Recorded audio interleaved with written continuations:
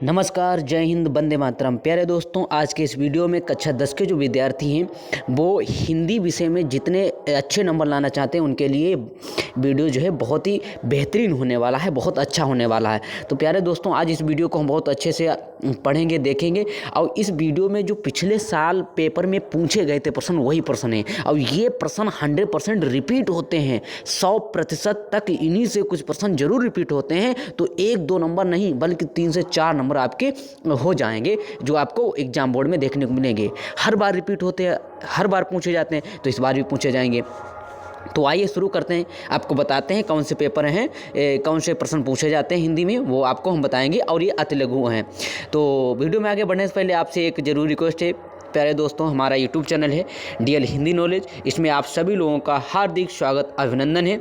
और इस चैनल पे आप आए हैं तो इसको सब्सक्राइब कर लीजिए और वीडियो को लाइक कर दीजिए।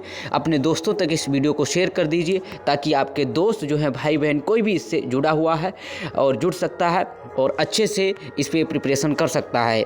तो आइए शुरू करते हैं। यूपी बोर्ड एग्जाम 2025 में जितने भी छात्र हैं, भाई है, बहन है, कोई भी इस वीडियो को देख रहा है और वो 70 में 65+ नंबर ला सकता है, इसकी रणनीति मैंने इसी वीडियो में इसी पर जो चैनल है इसी पे मैंने बताई हुई है। तो आप आसानी से उस वीडियो को देख सकते हैं और रणनीति क्या है। और आज हम देखो आपको कराने वाले हैं पिछले साल के पेपर। देखो सेट एक है 801 DA ऐसे करके आएगा, सेट बन करके आता है। ये खंड आ है, बहुविकल्पीय प्रश्न है, बस 19 प्रश्न है यहाँ पे। और यहाँ से एक न एक प्रश्न आपको 100% मिलेगा। हो सकता है 4 से 5 भी मिले, लेकिन देखो जब आप पिछले साल के पेपर देखते हैं तो उनमें से कोई ना कोई प्रश्न जरूर रिपीट हो जाता है। तो आइए शुरू करते हैं। देखिए पहला प्रश्न है कि आचार्य रामचंद्र शुक्ल किस युग के लेखक हैं। यहाँ पे युग पूछा गया है, हिंदी साहित्य से संबंधित है।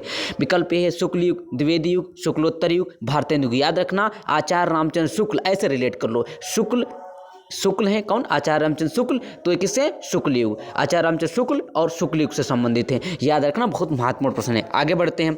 अगला देखिए प्रश्न है, अगला प्रश्न है कि गबन की विधा है। गबन एक रचना है और किसकी है? तो याद रखना, गबन जो है ये प्रेमचंद की रचना है। किसकी है?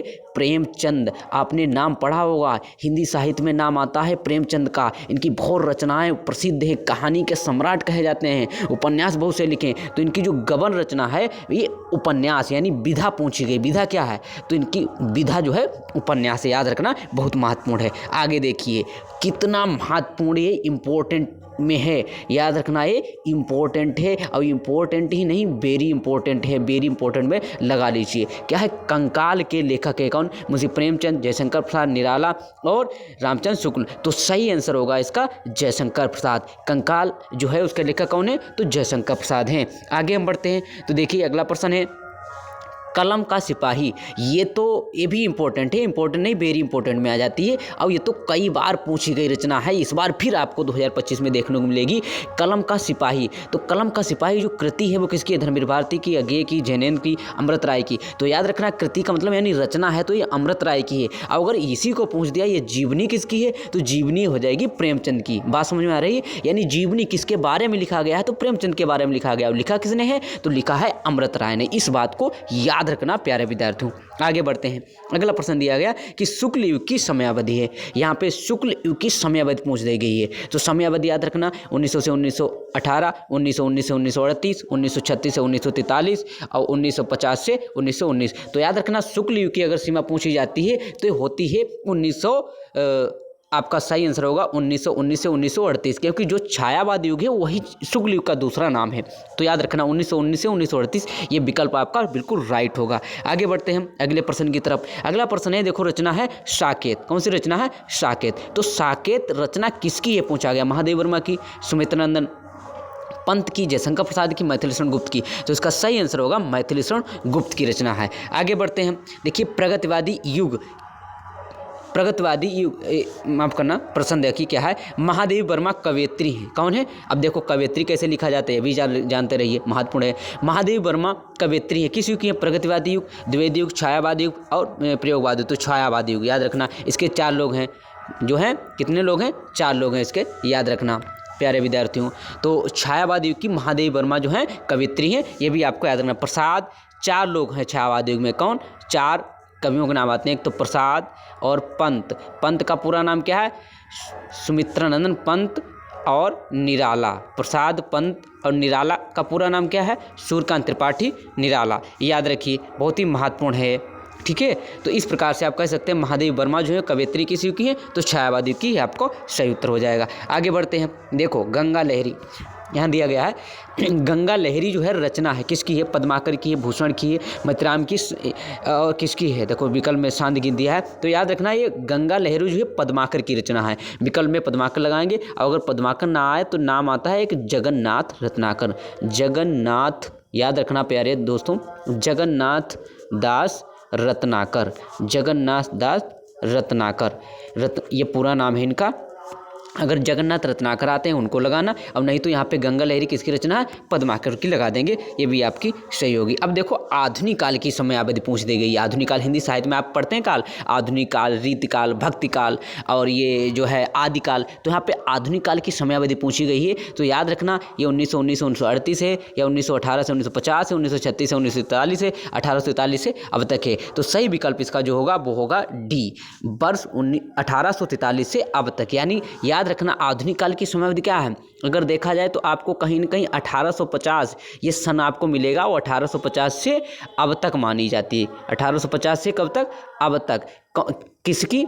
आधुनिक काल की समय सीमा। तो याद रखना ये जो है 1850 नहीं दिया है विकल्प में कहीं भी, शुरुआत में 1843 दिया है सन, तो ये भी विकल्प आपका बिल्कुल राइट हो जाएगा। आगे हम बढ़ते हैं। अगला प्रश्न है महादेवी वर्मा की रचना नहीं है। नहीं पूछा है विद्यार्थियों, नहीं पे जाना।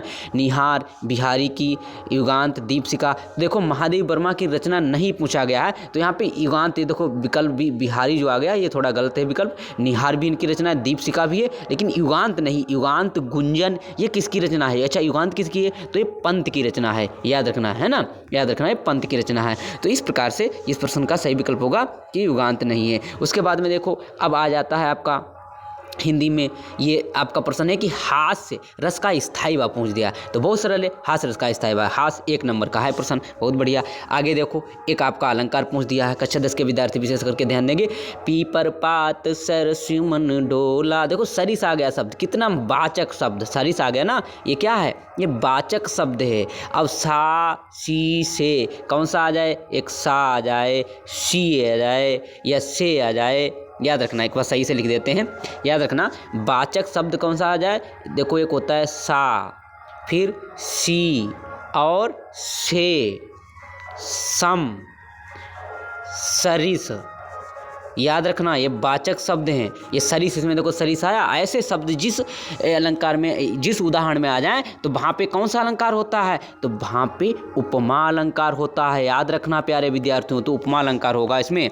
आगे देखिए सोठा में चरण होते हैं, तो सोठा में 4 चरण होते हैं, सही विकल्प हो जाएगा। उपदेश शब्द में प्रयुक्त उपसर्ग, यहाँ पे उपसर्ग पूछ दिया गया। उपदेश जो है उसमें उपसर्ग, उपसर्ग क्या होता है? कोई शब्द है उसमें पहले जो आता है, तो उप देखो आया तो इसका उपसर्ग उप हो जाएगा। जैसे मान लीजिए एक शब्द है लिखा हुआ है जैसे प्रहार, क्या लिखा है? प्रहार। तो देखो एक तरफ हो जाएगा प्र और इधर हो जाएगा हार, तो जो पहले शब्द आता है शब्दांश जो है वो आपका क्या हो जाएगा? वही आपका उपसर्ग होता है। तो इसमें देखो उपदेश एक हो जाएगा। देखिए इसको, उपदेश को देखिए, उपदेश को अच्छे समझ लीजिए। उपदेश शब्द दिया है, यहाँ पे हम लिख देते हैं उप और यहाँ पे धन लिख देते हैं देश। इसको अलग अलग कर सकते हैं, देश भी शब्द होता है, उप इसमें उपसर्ग हो जाएगा, तो सही होगा उप जो है इसमें उपसर्ग होगा। आगे हम बढ़ते हैं। अगला देखो प्रत्यय, यहाँ पे पूछ दिया प्रत्यय के भेद है, तो प्रत्यय के सिर्फ 2 भेद होते हैं, गलत मत करना साथियों, बहुत महत्वपूर्ण है। 2 ही भेद होते हैं, एक कृदंत प्रत्यय और एक तद्धित प्रत्यय। आगे देखिए हानि लाभ में समास यहाँ पे पूछ दिया गया। हानि लाभ में समास बता दीजिए कौन सा होता है प्यारे विद्यार्थियों? तो हानि और लाभ इसमें होता है द्वंद्व समास। कौन सा होता है? द्वंद्व समास होता है। जैसे इसको लिखेंगे हानि और लाभ, हानि और लाभ। इस प्रकार से जो है देखो हमने 16 प्रश्न कर लिए हैं और महत्वपूर्ण है हानि लाभ में कौन सा समास है? तो हानि लाभ में द्वंद्व समास है। तो इस प्रकार से हमने देखो 16 प्रश्न किए, यहाँ से 1-2 प्रश्न आपको बस मिलेंगे। और फिर आपसे एक रिक्वेस्ट करता हूँ, प्लीज़ वीडियो अच्छा लगा है तो लाइक कर दीजिए, नए हैं तो चैनल पर सब्सक्राइब कर ले, अपने दोस्तों को शेयर कर दे। बहुत मेहनत लगती है तब वीडियो बनता है। तो प्यारे साथियों आज के वीडियो में ऐसा ही, किस प्रकार का कोई प्रश्न है आप कमेंट अवश्य करें। और आप लोग लाइक नहीं करते हैं तो प्लीज़ लाइक ज़रूर कर दें, आपकी एक लाइक से बहुत मोटिवेशन मिलता है प्यारे दोस्तों। तो आज के वीडियो में बस इतना ही, और आपको ये कैसा लगा है वीडियो ज़रूर बताना। प्यारे दोस्तों, आज के लिए बस इतना ही। नमस्कार, जय हिंद, जय भारत।